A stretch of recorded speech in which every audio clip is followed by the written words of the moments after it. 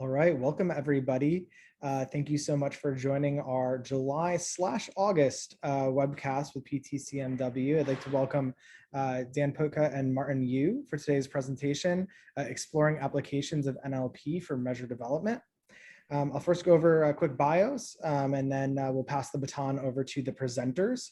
What I will ask is that everyone holds all questions until the end of the conversation, just so that way we can really get through the whole presentation that we are very excited for. So really quickly, who's going to be presenting today?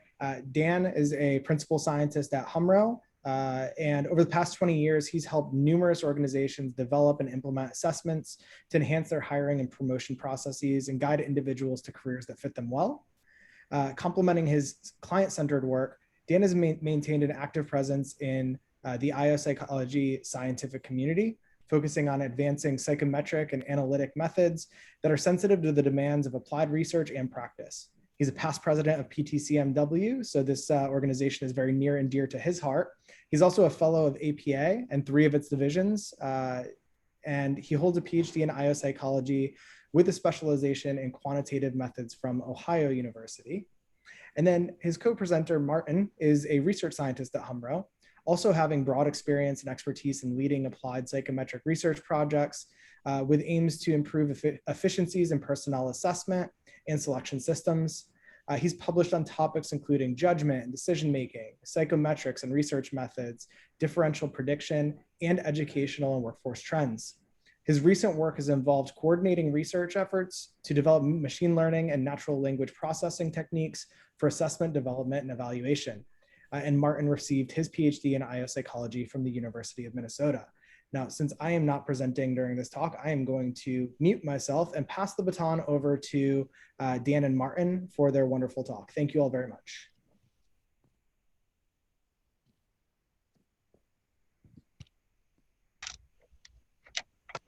Welcome, everyone. Thanks for attending. So I think the first formal presentation I've actually done since the pandemic started. So it feels good to be back in this seat and presenting some work we've been doing before PTC. So today, Martin and I are going to talk about some applications of NLP specifically for measure development, not to measure development. I think some folks were confused by our title. So ironically, this is a natural language processing presentation and the title was confusing. So we apologize for that. Next slide, Martin. All right, so why are we here? Really, we see some very clear opportunities before us right now. Sorry, if we could have everyone mute their microphones, please, that would be wonderful. Thank you. All right. So why are we here? As I said, there's some opportunities before us now that we see that really with the advent of several pieces of methodology and technology weren't there before 5 to 10 years ago. So starting with the rise of a lot of unstructured data, and by unstructured data, I mean text, audio, video, we're seeing those become prevalent in many aspects of our lives, not only in our work. However, little, if any, training we received in IO or as psychometricians is really focused on advances of processing and analyzing or doing something constructive with all that unstructured data. And if you look at applications of NLP to date in our field, they've largely focused on assessment scoring. So think about automated essay scoring, scoring of video interviews, scoring of social media for purposes of, say, predicting or measuring personality. Andrew Spear's done some interesting work on applying NLP to performance narratives. And of course, there's sentiment analysis, which has also been around. So the commonality all those things share is they're all about leveraging natural language processing and modern language methods for scoring assessments. But there's actually the potential to do much more with these methods than just score assessments that have received less attention in the literature that most of us are familiar with. Next slide, Martin. All right, so for those of you not familiar with NLP, basically, in a nutshell, you can think of it as a subfield of several different disciplines: linguistics, computer science, artificial intelligence. Engineers play in this space as well. And it's really concerned with the interplay between computers and human language, specifically how we use computers to come to understand, generate, and process language data. Next slide. All right. So what do we do with NLP? Well, one of the key things we do is represent text numerically. So as I said, given our graduate training, for those of you trained in IO or psychometrics, we're used to dealing with numbers, right? Not text when it comes to measuring things. But once you have text represented as numbers, you could do a variety of things that we tend to do: measure characteristics of people or jobs, predict various outcomes we care about, and do analyses to cluster or evaluate the similarity of objects or things we study. We could also use NLP to generate and evaluate properties of new text. So for example, items we generate. And here we enter less the realm of NLP and more the realm of natural language generation and natural language understanding. So today I'm just using NLP as a broad umbrella, but I appreciate kind of the distinction between NLP, NLG, and NLU. Next up, Mark.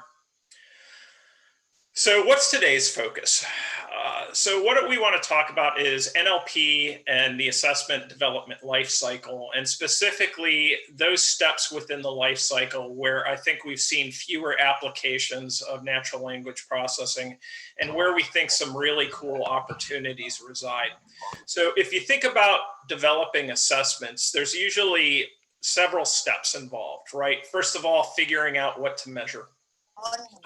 We've actually done some work with natural language processing several years back that examined using it to streamline job analysis. So basically, how could we distill KSAO importance by looking at job descriptions or task statements? But there's also other areas of the life cycle where NLP could also be of use. And two of these we're going to talk about today. One is developing assessment items. So Martin's going to start us out by talking about ways to modernize automated item generation, which has been around for decades, but there's some advances in natural language processing that can really help, I think, push us forward in that regard. Second, today, we'll talk about predicting item stats in the absence of pilot and field test data. So one of the key steps in the assessment development process is pilot testing or field testing your items to see how they perform from a data perspective. What's their psychometric quality? But oftentimes, as you know, in practice, we're strapped for samples, right? It's expensive to get people to complete our measures. It puts a burden on organizations. So wouldn't it be wonderful if we could forecast item stats with no pilot or field test data? And that's what I'll talk about in the second half of today's talk. Lastly, as I mentioned before, we've seen a lot of applications of natural language processing to scoring unstructured data. And there's a burgeoning literature in several areas that we're not really going to touch on today, because again, there's literature out there that's pretty clear and informative. Right. So with that said, I will go ahead and turn it over to Martin. Thanks, Dan. And hi, everyone. So I'll be talking about some of our work that we're doing in modernizing item development by way of modernizing automated item generation.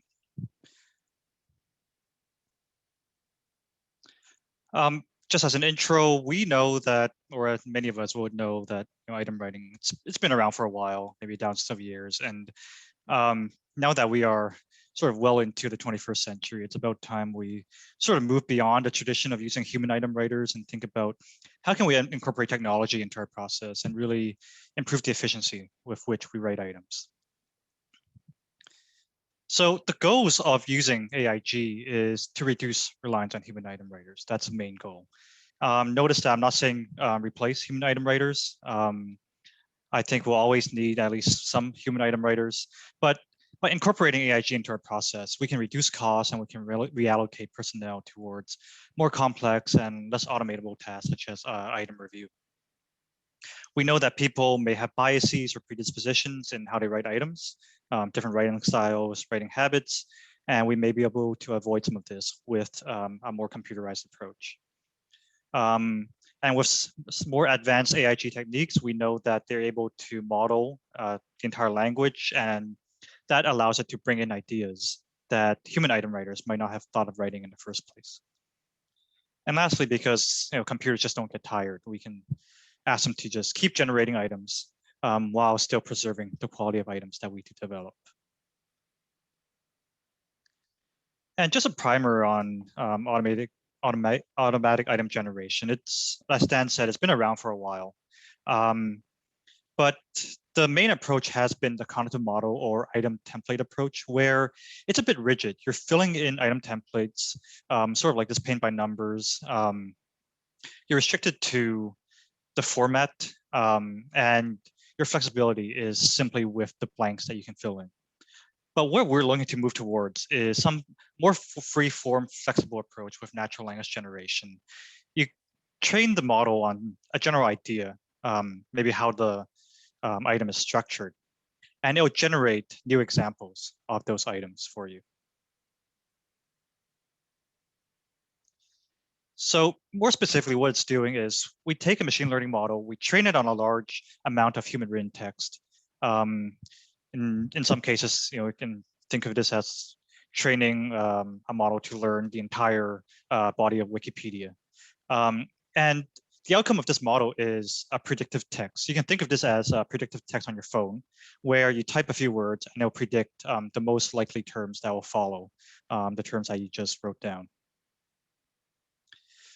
More specifically, it has become more and more possible to generate realistic text. And this is a combination of advances in both text embeddings and neural network architectures that have sort of come together in some of these new deep learning natural language models. And as a quick primer, text embeddings, they are vector representations of text in n-dimensional space. This could be hundreds of dimensions up to thousands of dimensions. You see an example of this on the top right here.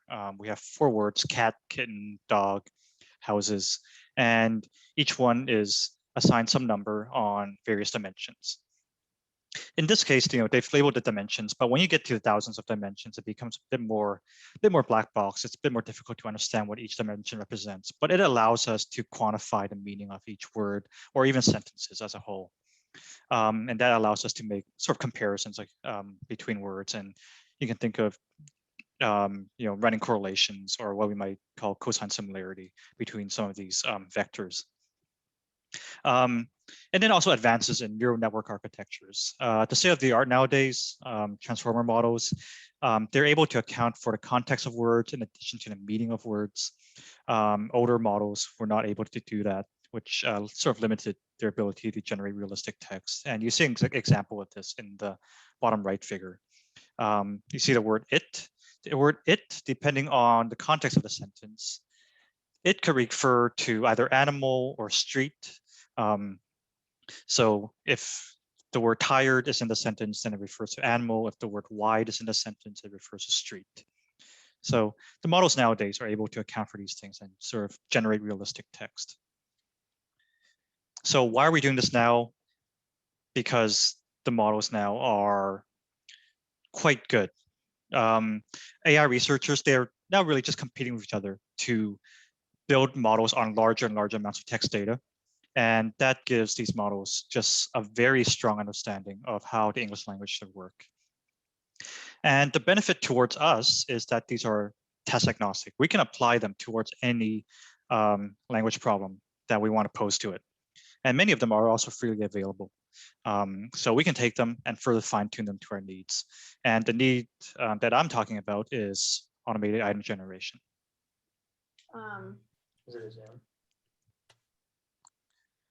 So what we're working on is several things. The first thing we've done is tune transformer-based AIG models to generate items for different variety of measures.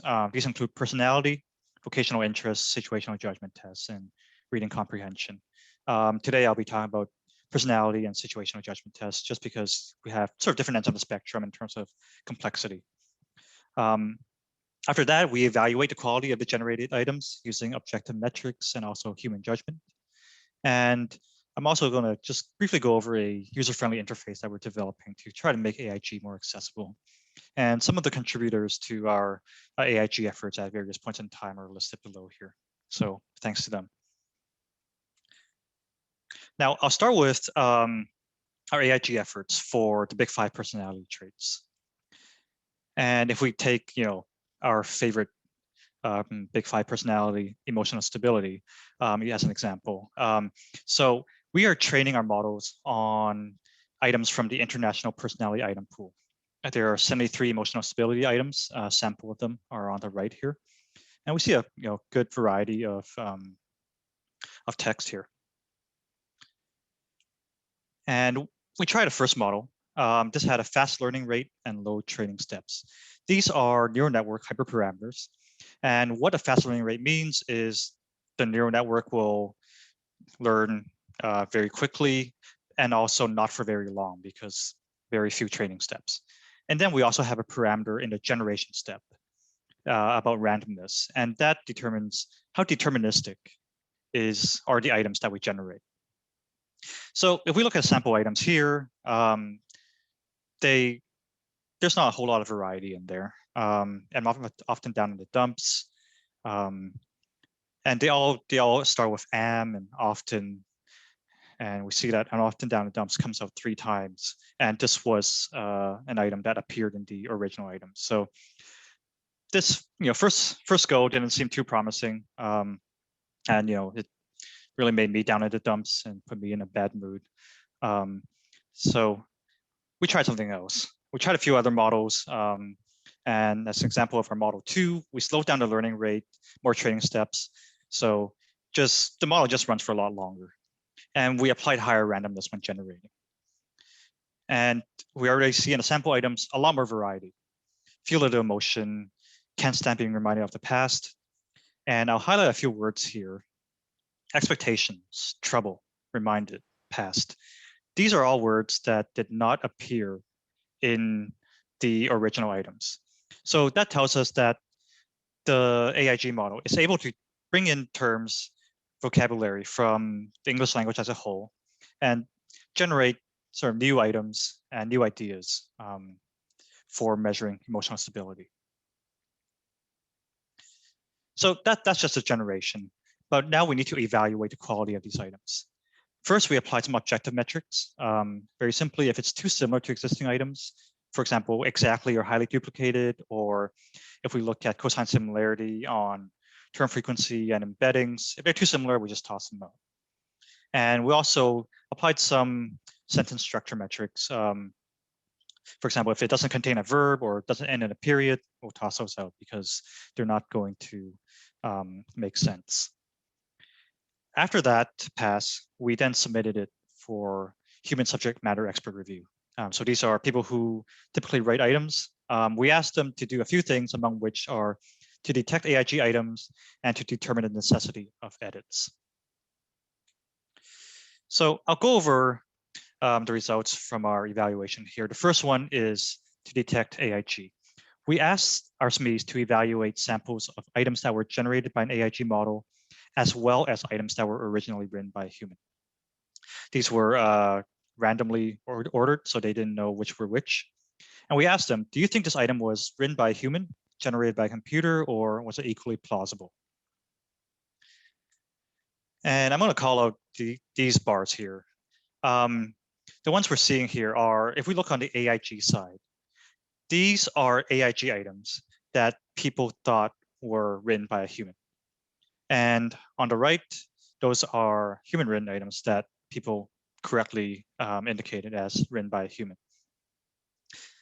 So this looks really promising for the AIG model because people are really just no better than chance at detecting whether an item was written by a computer or a human. And that was regardless of whether the item was originally written by a human or a computer. Next, we asked them about acceptability. For item development purposes, is this item not acceptable for use, acceptable with major edits, minor edits, or no edits? And we can see again, AIG and human items are very comparable. Most AIG items had no edits required, and a significantly smaller proportion that require either some edits or were just not acceptable at all. So we follow up with that and ask them, if an item requires edits, what's the reason? Is it grammar, nonsensical? Is it just not relevant to the construct? And we see that in most cases, it's a construct relevance issue. So the AIG model, it's quite good at generating text that follows grammatical rules and makes sense, but it could still be improved in terms of writing items that really fit in with the construct. But overall, these results are very promising. We see the parallels between the AIG and the human side. But again, these are personality items. They are quite simple, sentence length. So we thought, how will this fare if we apply it towards situational judgment test? So with situational judgment tests, what we have are scenarios, behavioral scenarios, and people are asked to sort of rate behaviors, what they would do or should do in response to those scenarios. So what we did, very simply, we took the scenarios, we fed the scenarios into the AIG model. And then we asked the AIG model to generate text. And we called these AIG incidents in terms of critical incidents, because we found that in most cases, they still needed editing. So we use those as incidents for item writers to sort of flesh out into proper scenarios. But they were a lot closer to actual scenarios than, say, raw critical incidents. After we did this, we submitted this for SME review, exactly the same thing as we did for the personality items. I can't show any example items for SJTs just because these were for some client work. And see here on the left, we have the results that I just showed for personality. On the right are SJTs. And we see some market differences here. For SJTs, people are much better at detecting that an AIG item was written by a computer. And they're much better at detecting that human-written scenarios were written by a human. And I think that says something about sort of the complexity of SJT text. Its paragraph length should be more realistic, should try to tell a story. But still, people are about no better than 50-50 at determining whether an AIG item was truly written by a human or not. If we look at acceptability, the main differences are pointed out by these arrows. We see that more SJT scenarios require major edits, and much fewer require no edits at all. And if we look at the reasons for edits, it's quite clear what the reason is. It's nonsensical. Greater than 50% of items that required edits were nonsensical. Grammar and unrealistic, they were issues, but not as much as nonsensical text. And that again speaks to the complexity of SJT scenarios and needing to tell a coherent story. But overall, the results again look promising, especially because an AIG model, we can just keep asking it to generate text, generate new scenarios until we're happy with the quality of it. That's one approach to improving quality. The other approach is to improve the quality of the models. And that is what we're continuing to do nowadays. So besides that work, the problem with these AIG approaches is they're quite non-accessible to general item writers, just because it's a lot of coding work. It's a lot of coding work in both R and Python, and learning a bunch of these deep learning and neural network packages. So to make it accessible, what we've done is we've developed a shiny dashboard that item writers can use and feed in, say, a spreadsheet of item text. We see a sample here on the left. You can input your personality items, ask it to specify certain parameters, and simply ask this program to tune a model for you, and everything else is done on the back end.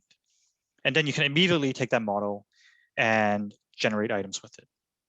So this makes it very easy, very user-friendly for anyone to develop an AIG model themselves and apply that AIG model to generate new items. Now, after we've generated these items, the next step then is to really be able to evaluate the item statistics for these items. And that is something that I'll hand off to Dan. All right. Thanks, Martin.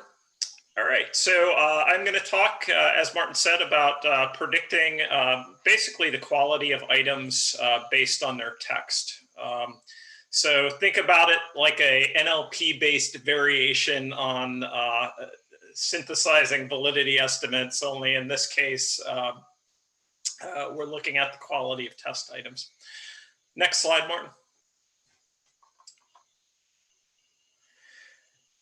All right, so I find myself beginning NLP or technology-related projects with simple questions that lead to a lot of interesting things. So in this case, the simple question was, is it possible to predict the quality of items in the absence of basically observed data or respondent data? So what we did is, using items and respondent data from well-researched, publicly available personality and interest measures, we leveraged NLP-based indices of item similarity to predict, first of all, what construct does that item measure? That is, can we guess what it measures just based on its text? And then indicators of item quality. Specifically, we were trying to predict item total correlations as well as factor loadings for items. As Martin cited with the AIG work, I was far from alone in this endeavor. Several of my colleagues contributed, and we also teamed up with Jim Rounds from the University of Illinois, who is a fairly well-known vocational interest researcher. So specific research questions we asked, again, fairly simple. How well can we predict what personality or interest construct or facet an item measures based on its text? How well can we predict its item total correlations? And how well can we predict item factor loadings? And so the idea here is to build basically models where all we have access to is item text. And kind of forecast what these stats are going to be. Of course, to train and develop those models, we need observed data to begin with. But once the models are trained, the idea is we could apply those moving forward with just item text. Next slide, Martin. So what we did was we obtained items from 4 different vocational interest measures. We kind of wanted to get a sense of, well, is what we're seeing dependent on the measure we're looking at, as well as 2 publicly available personality measures. And we tried to mix things up. We wanted to look at this from both a kind of higher level construct perspective, as well as a more detailed facet perspective. So you'll see these measures kind of cover construct level scales as well as facet level scales on both the interest and the personality side. So on the interest side, we had a basic interest marker measure published in JVB, Journal of Vocational Behavior. We had both versions of the ONET interest profiler, both the original full-length version and a short-form version. As well as a RIASEC marker set that Jim Rounds had built that was part of a large-scale open source psychometrics online data collection back in 2012. Also had access to the IPIP, both a shorter version of it, the 120, as well as the 300. And again, data for that were available through a large online data collection. And the data in this case that really mattered was we had item correlations among all the items on these measures. And with those item correlations, we could do things like estimate item total correlations based on the observed data, estimate factor loadings for items on, say, the big 5 dimensions or the RIASEC dimensions. So those essentially ultimately served as the outcomes we were trying to predict with our prediction model. Next slide, Martin. All right, so how exactly did we do this? I will qualify this by saying the methods we used on this one were far simpler than the language models we've used on the AIG side. Part of this is because in terms of sequence and time, this was more early on in our exploration of NLP methods and language models than some of the work Martin talked about in his presentation. And I'll talk a little bit about after we discuss the results and kind of the implications of going with a simpler approach here. So with that qualification in mind, what we first did was we obtained what are called pre-trained word embeddings. So there's various sources for these online. We used something called glove embeddings. And in this case, what they do is they represent a word in terms of a vector of numbers. So Martin talked in terms of a n-dimensional vector. All that means is you've got n elements in that vector or n numbers in the vector. In this case, we used the 300 element vectors from glove. Actually, we used 297 of those numbers because we did some data cleaning on the vectors, which is rarely done. And we found some that were really, really anomalous. So if you use glove, I'd encourage you to treat those embeddings with caution and do your usual data diagnostics on them before you use them for any downstream tasks. So basically we have each word in each item now represented as a vector of numbers.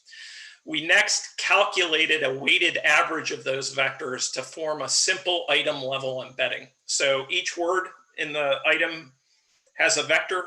We average those vectors together and we have a numeric representation for an entire item.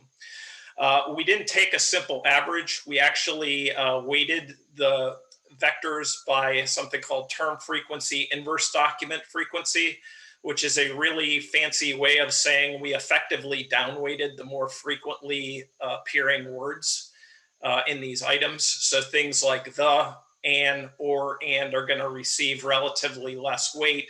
So we can focus more on the substantive words that give an item meaning.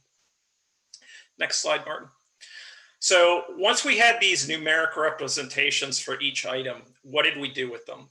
Well, first thing we did was we corrected what I'll call corrected item total similarity metrics. In this case, they reflected cosine similarities. Think of it like a correlation. It's a variation on a Pearson correlation coefficient we're all familiar with. And what we did was calculate the similarity between an item's embedding and the average item embedding across all other items for a given construct or facet. So think of these as being akin to corrected item total correlations that we calculate on respondent data when we pilot or field test items and evaluate them, except here the correlation is across the 297 elements of the embedding rather than across some sample of respondents. All right, and it's these corrected item total cosines that served as predictor variables in our subsequent models. So next slide, Martin. All right, so first research question. We treated each item's actual construct or facet membership. So for example, the specific RIASEC dimension or big 5 dimension item belonged to as the outcome to be predicted. So in this case, we had a multi-category outcome. We used multinomial logistic regression models to basically model that multi-category outcome as a function of those corrected item total cosines. So to kind of get specific here, just so we're all clear, the units of analysis are items. The sample size for these models are all items on a given measure that we examined. The number of predictors in this case is simply the number of constructs, right? So we'll have an item total cosine for each item against each construct on that measure. So for the RIA-Sec measures, we'd have 6 predictors, 1 item total cosine for each RIA-Sec interest dimension. And then for all the results you're going to see, they reflect leave one out cross-validation. So it's basically one method you could use to estimate cross-validities for prediction models. Next slide. All right, so how do we do? Results you're going to see formatted a similar way across all research questions. The rows are going to reflect the different measures or level of construct or facet that we looked at. And then the columns are going to reflect different metrics. And so the first metric, Matthew's correlation coefficient, or phi, is akin to a Pearson correlation between the binaries. So between predicted kind of construct or facet and actual. And here we report out results on average for whether the item is part of the target construct or is not. So that's kind of the binary we were predicting. And as you can see, we did quite well for interests. The correlations are quite high. With the exception of BIM facets, we were all above 0.7 cross-validated. For personality, we didn't do so well. I've got some explanations for that later on. In terms of true positive and true negative rates, these are going to be stats you typically see with classification type models. Basically, true positive rate is the proportion of items belonging to a target construct or facet that were correctly predicted as such. And true negative is the proportion of items not belonging to the target construct or facet that were correctly predicted as such, also known as sensitivity and specificity, respectively. And as you can see, sorry, Martin, not yet. The true positive and true negative rates were really outstanding for interests. For personality, we didn't do so well. We could certainly predict what construct it was not, but not necessarily predict what construct or facet it was, as reflected by the lower true positive rates. Next up, Martin. All right, so next research question, we treated each item's corrected item total correlation based on, again, respondent data that we had access to as the outcomes to be predicted. And we fit OLS regression models for each of those outcomes using the corrected item total cosine similarities, again, as predictors in the models. So same predictors as research question 1, we just changed the outcome. The outcome in this case was continuous, so we used simple OLS regression models. Everything else stayed the same. So units of analysis are still the items. Sample size is going to be the number of items on the measure, so on and so forth. So next slide. Thanks, Martin. All right, so how did we do?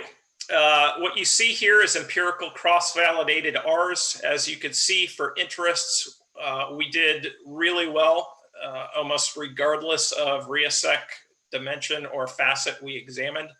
So cross-validated R's all 0.78 or above, indicating we could potentially forecast item total correlations based on item text really, really well for interest. For personality, again, not so great. Still not bad. I mean, if we had a criterion-related validity coefficient, of 0.42, we'd be jumping up and down. For this application, we'd like to see these a bit higher, but it's better than nil findings. But clearly, we've got some work to do on the personality end. Next up, Martin. All right, so in terms of predicting item factor loadings, again, similar to predicting item correlations, we simply treated each item's observed EFA factor loading for each construct as the outcome to be predicted. And we tried to predict those again as a function of the item total cosine similarities. So basically same setup as the previous research question. We just swapped out outcomes. In terms of the specific type of EFA we used, it was principal axis factoring with oblique rotation. And as you could probably guess, given the similarity between item total correlations and factor loadings, the results you're going to see for this research question were very similar to the previous one. So Martin, next slide. So as you see for interests, we did quite well. Again, on average across, regardless of what RIASEC construct we looked at, we're seeing cross-validated R's 0.73 or above. Again, for personality, not so much. On average, 0.45 to 0.47 across the big 5 dimensions. All right, next slide, Martin. All right, so in the course of doing this work, and when you tinker with new methods and new technology, you often stumble upon things that are just really cool. And this is one of the things I found really cool about some of the work we did. So as I said, we could represent each item as a vector of numbers, right? So what we did is we said, well, hey, let's just conduct an EFA on those embeddings. So here your rows are items and your columns are those 297 elements that are in our item level embedding. We ran an EFA on that, and lo and behold, here's the factor loadings that emerge. So as you could see, these pattern loadings conform very nicely to the RIASEC structure, right? So the realistic items grouped together, the investigative items grouped together, the artistic items grouped together, so on and so forth. My favorite part of this whole table is actually the last row. Inventory supplies using a handheld computer. So if you know about RIASEC and the types of items that define each RIASEC dimension, you'll know this last item is really a blend of both realistic and conventional type interests. So inventorying is more of a realistic activity. Using a handheld computer is more of a conventional activity. And you'll see that this is the one item where there were really clear, large cross loadings, lo and behold, on realistic and conventional interests. So when we saw this, we actually saw this early on in our process. We realized that there is probably a there, that embeddings do have meaning with respect to telling us something about how items may perform based on observed data. So I just thought I'd share this graphic because we thought it was cool, and it's part of what led us down this road to begin with. All right, so in terms of a quick summary and potential applications of this, as I said, we've got good levels of prediction for interest items, middling prediction for personality. We think the explanation here is kind of twofold. One I'll touch on in this slide, the other I'll touch on the next slide, but they're related. So the difference is really, I think first and foremost, a difference in the homogeneity of items. So if you look at interest items compared to personality items, interest items are much simpler. So they're all more activity or behavior based. And they're all positive indicators. So there's no real reverse coding with interest items. On personality, it's kind of like biodata. You've got a hodgepodge of different item types. So they may be behaviors, attitudes, beliefs, and you've got both positive and negative indicators to deal with. So there's just a tad more complexity, maybe more than a tad, with personality items from a language perspective than there is with interest items. So like Martin's application with AIG, there's a very straightforward practical application here. The idea, if you wanted to kind of capitalize on this moving forward, would be to calculate an embedding for an item you draft, see how well it basically relates to average embeddings for items that you already know represent a construct that you're trying to measure well, and see how it lines up. And, based on these results, we think that comparison is going to tell you something, certainly for interest items, maybe a bit less for personality items. And if you want to make this really simple, again, all of this is more or less R-based or Python-based. It's pretty straightforward to build an app to make what I just described happen at the click of a button. So the results here we think show real promise, but we can likely do a lot better. And I'll explain why on the next slide. So there's clear limitations with what I described. As I mentioned at the start, this was kind of our first foray into NLP with items, and we took a relatively naive approach. So glove embeddings are not contextualized like the embeddings that are going to come out of the more sophisticated language models Martin used. So what that means is that if you have two sentences like run an analysis versus run a road race, out of glove, there's only going to be one embedding for run, even though use of run in those two contexts is extremely different. Modern language models are going to recognize that difference and produce contextualized embeddings that reflect that. What we used for this application is not. So we view this as a relatively naive approach, simple first step. But even with that naive approach, we found results that show a lot of promise, particularly for interests. So where I think this came back to bite us, though, is on the personality side, where, again, there's a lot more nuance to the language and there's a lot more going on with the item types. So we could get away with kind of uncontextualized or simple glove embeddings with interests. I don't think we could get away with it for personality. So how to fix this? Fairly straightforward, actually. So one way to fix it would be to use contextualized item embeddings.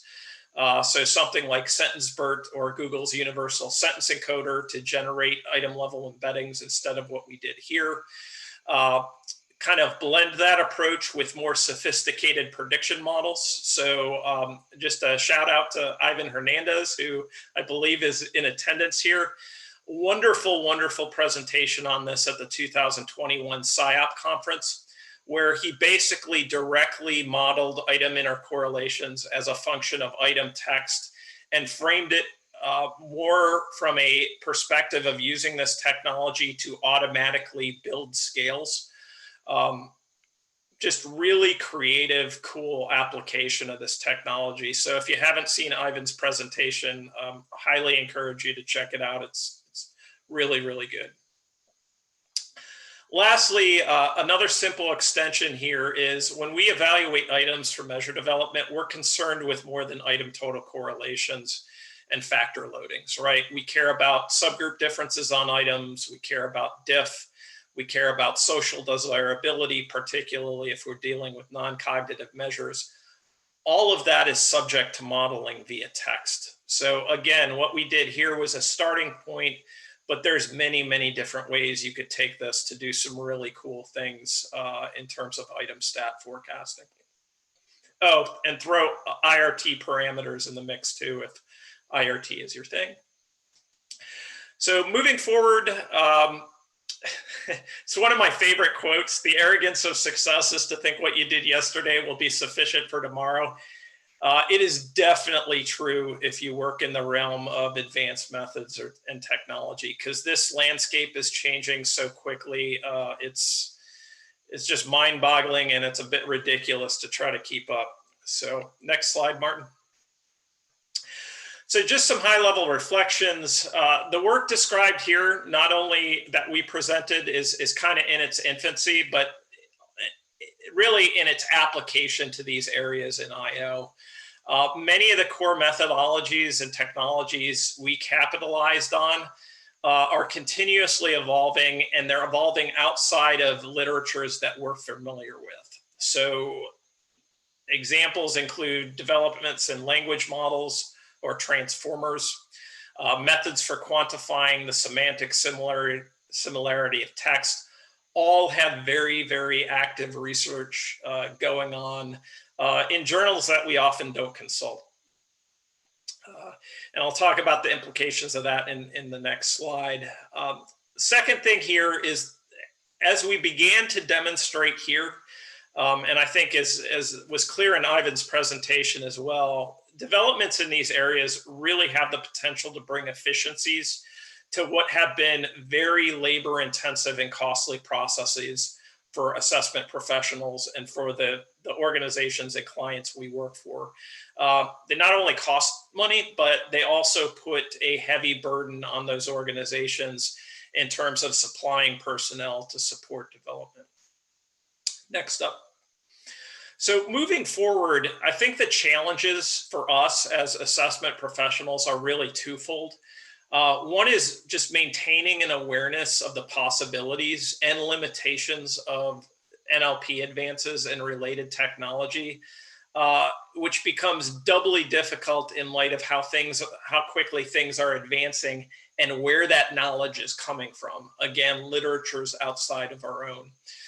Secondly, a challenge is going to be really understanding the optimal combination of technology and human input on key steps in this process. So several questions you may often hear: where can machines effectively replace or improve human judgment? Where is a machine-human blend required for optimal outcomes?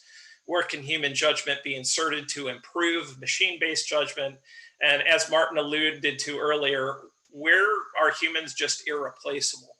And I think the assessment professionals who find ways to address these challenges well are just going to have a kind of a leg up moving forward in terms of optimizing solutions that take advantage of this technology. Next up, Martin. So you want to get your feet wet. If you want to learn more about what Martin and I talked about today, I'd suggest starting with some basics on just representing text as numbers. So look back to some of the original glove work, some of the original Word2Vec work. And I feel kind of dirty citing a lot of blogs here and online resources as opposed to academic journals. The scientist in me is just cringing. But at the same time, this is where a lot of the stuff is emerging. I mean, it's emerging very organically. And the good thing is with a lot of these resources, they tie back to specific engineering articles or specific computer science articles. But if you want to kind of get your feet wet and be able to kind of understand what you're seeing at first, we found blogs a pretty good way to go. But buyer beware, right? You want to cross-reference resources. You want to make sure things are consistent. Don't trust any single online source because they could lead you astray. Once you have your head around the basics, want to get your feet wet with more sophisticated language models and what we called contextualized embeddings. Several resources, again, around some of the language models we threw out: BERT, GPT-2. One of my favorite sites is something called Write with Transformer. So it's set up by Hugging Face.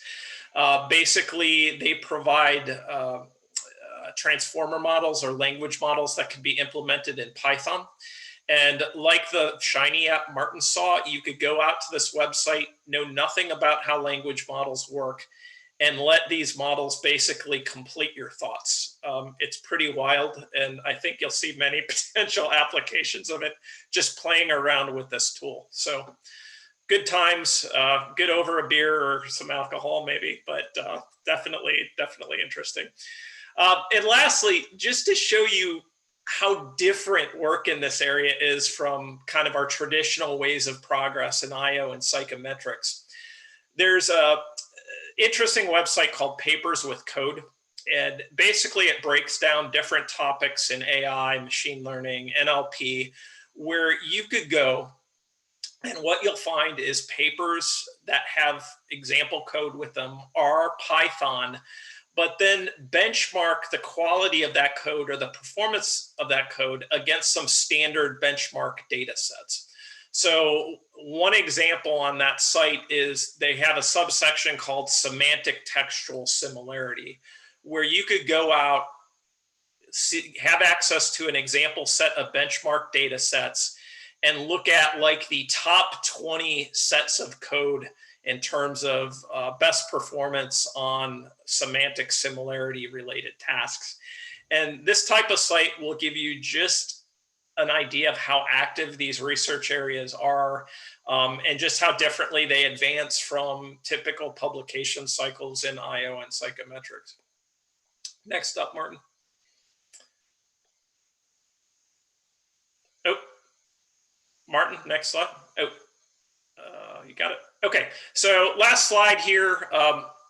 Just some general high-level thoughts. Reflect on your current assessment process. Where's the most money and time spent? Where's the most burden on SMEs?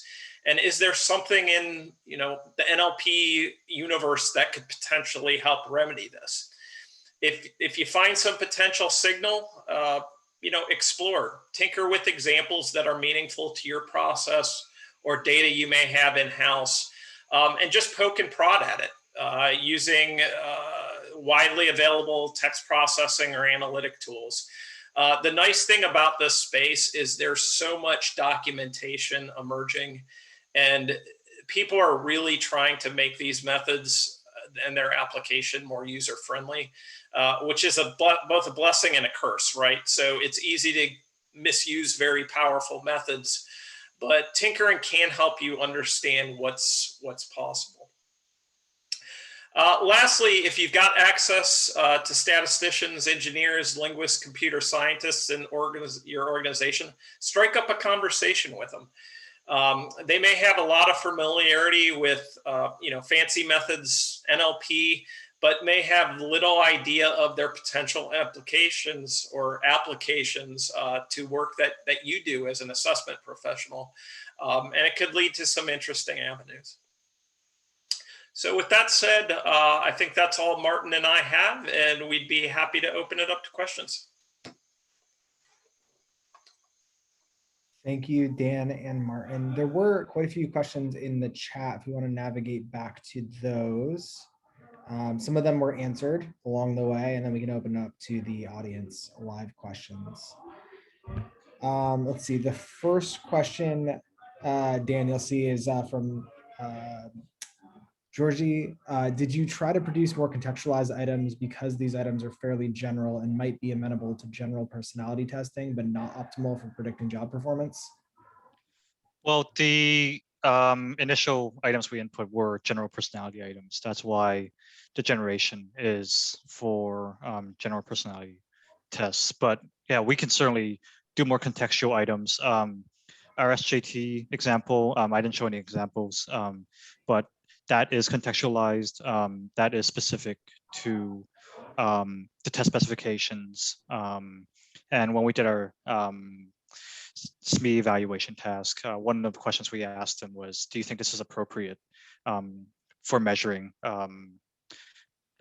performance? And often the case, they performed fairly well in comparison to human written items.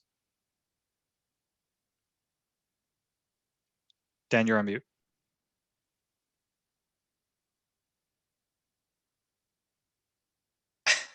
My mute button is malfunctioning. All right. So just to follow up on what Martin said, yeah, part of this was convenience. I mean, IPIP are generalized contextual or general items, not work specific items. So that was part of why we focused on what we did. Had we had access to work contextualized personality items with item stats that we could predict, that would have been certainly another way to go.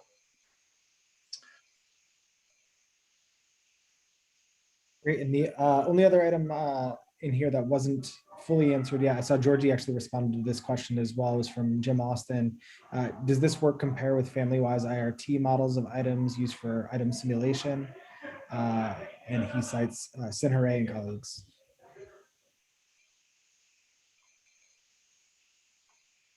Yeah. Sorry, Mike, where's the question? Okay. It is a 5:45 p.m. timestamp. Yep, got it. Austin, yep. Okay. Yeah, so Jim, honestly, I am not familiar with that work. Martin, I don't know if you could field that one or not. Nope, I'm not familiar with either. Yes, you stumped me, Jim.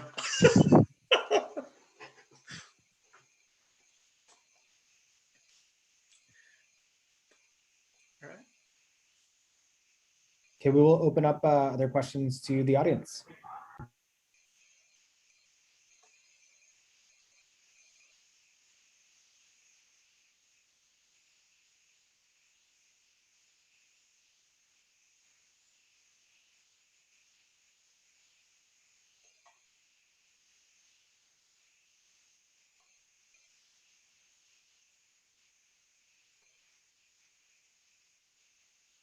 We have a question from Evan. Yep. For the AIG applied to Yep. SJTs, how feasible do you think it will be to automate the process of human review and potentially regenerate items that fail the review? Yeah, and I think we'll both speak to this. This has actually been a huge focus for us, I think, in this work, because as Martin alluded to earlier, the nice thing about the AIG items is you could just generate as many as you need, to achieve some minimum number that would meet human standards. But that's not going to help you if you still have to have, or not help you as much if you still have to have humans review every single item that the machine spits out. So what we've been focused on in part is kind of automating, doing automated screens for item quality that come out of the AIG program. So Martin mentioned a few simple examples, right? So first check is it pretty much redundant with items that you already have? So kind of deduplication. Does it have obvious grammar or structural issues that could be automatically identified and gleaned out? So there was a pass we took up front that was automated on the personality and interest side. On the SJT side, I think it's going to be much harder, just because we're dealing with a much more complex stimulus, if you will. But I'll defer to Martin on his thoughts on that. Yeah, we're starting simple. Like it doesn't include a verb. That's one of the simplest things you can do. And as we work on this, we're really going to need a much higher quality kind of process to automate the pruning of bad items. And there might be a bit of a back and forth between human review and the automated process in terms of sort of feeding back the human feedback into into say a classification model, and having that model learn what are good items, what are bad items, and maybe don't generate these bad items anymore. So that's something we're definitely exploring as well. Martha, in terms of your question, definitely it's feasible. So the idea would be, or one just kind of thinking aloud, if you had, say, subgroup differences at the item level, so gender, race, ethnicity, it's possible you could build prediction models that try to predict the magnitude of subgroup differences on an item as a function of item text, much in the manner that we described here. You're just basically switching the outcomes. Beyond subgroup differences, you could get more sophisticated. So if you had information on, whether the item differentially functions, so kind of diff-related statistics, you could potentially predict those as well. Again, it's kind of a function of what you may have access to data-wise for purposes of building a prediction model.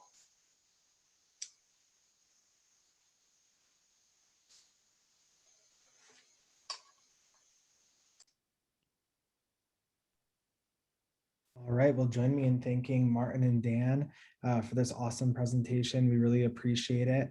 The recording and the slides. Oops, we do have one more question. Let's go with Martha's follow-up.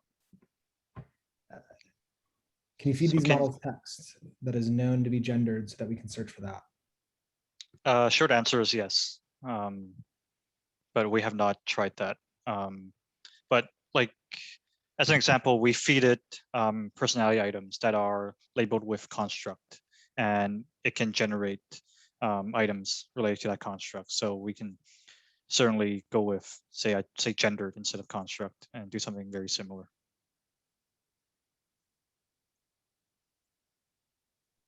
Great, thank you. So the recording of this and the slides will be posted on the PTC website by the end of this week.